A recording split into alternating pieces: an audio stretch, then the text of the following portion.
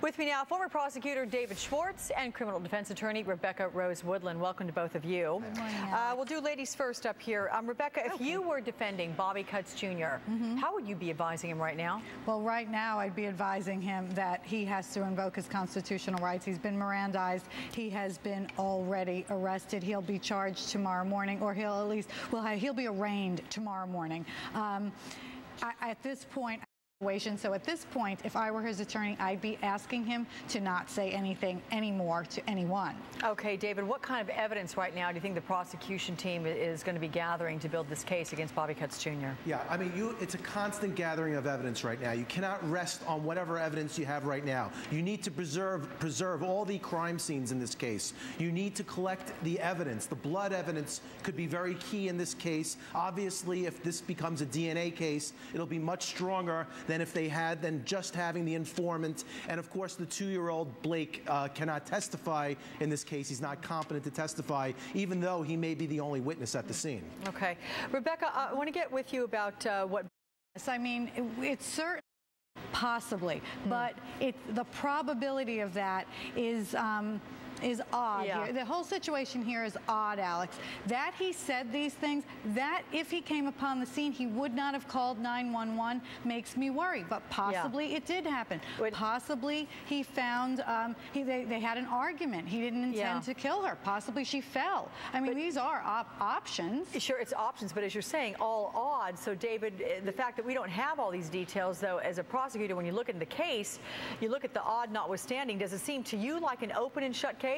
No, nothing is ever an open and shut case. You need to gather evidence in this case. The fact of the matter is that the 2-year-old son cannot testify in this case. There's another informant. We don't know what the DNA evidence will show. I think eventually it may become an open and shut case. And I disagree with what Rebecca said. I mean, this guy was questioned for hours and hours at a time. If he's lying about this case, like the speculation is that he's lying at this point, his statements will crush him in the end. Those statements, those inconsistent statements, everything he said to the police will end up crushing him if they don't win a suppression motion, which they probably won't.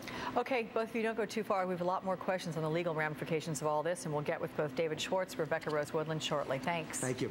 Right now, so let's bring him in. We have former prosecutor David Schwartz and criminal defense attorney Rebecca Rose Woodland to talk about things.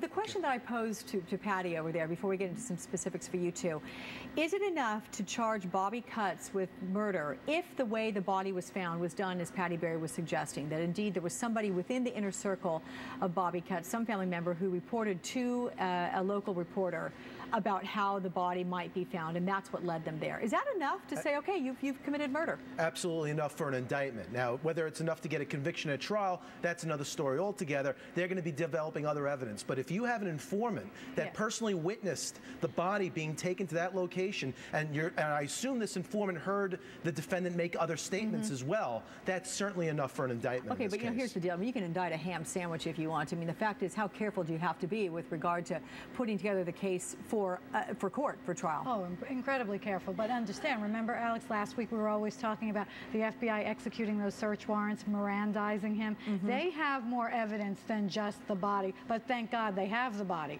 because the body itself and little tracks all around the body, and whoever brought her, the police there, let's hope it was the police and some other people, that'll be all further evidence leading to the conviction, or at least the prosecution of him after the indictment. So building the case for the prosecution right now, David, get into that. What are you doing if you're on the team? Right, you're building this case. You're not stopping. In too many homicide investigations that I've seen, they stop. They get the one witness and they try to stop. That's where the DA's office and the investigators sometimes clash. In this case, there's going to be no stopping, hopefully. They're going to be building this evidence. Hopefully they preserve those crime scenes. The crime scene at the house, the crime scene where the burial was, and also a potential crime scene at the defendant's house as well. They got to preserve all that. They have to collect the evidence. They have to make sure they collect it properly and bring on the right experts to analyze this evidence. And who knows what they're going to find. You know, if he's involved with this, assuming that he's involved with it, they're going to find some DNA evidence, and that'll certainly make their case at that point. And Rebecca, so you're listening right now to what the prosecution would do as another romantic involvement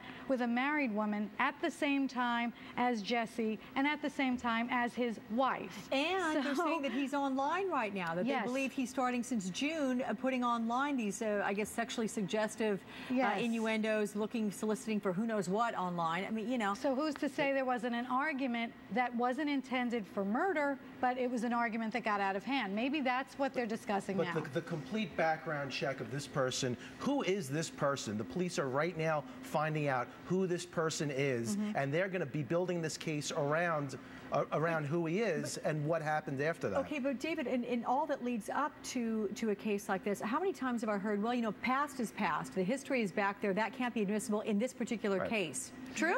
Well, it's not admissible, or it shouldn't be admissible from an evidentiary standpoint. Depends on the nexus between this crime and the past acts that he committed. However, it certainly is a useful tool in the investigation. It leads them to other witnesses, other women in this case. So the detectives are out there, hopefully canvassing, you know, his entire world at this point, and interviewing everybody and building the pieces of this puzzle together. That's how you do this investigation. You build each piece together and then bring them together at the end.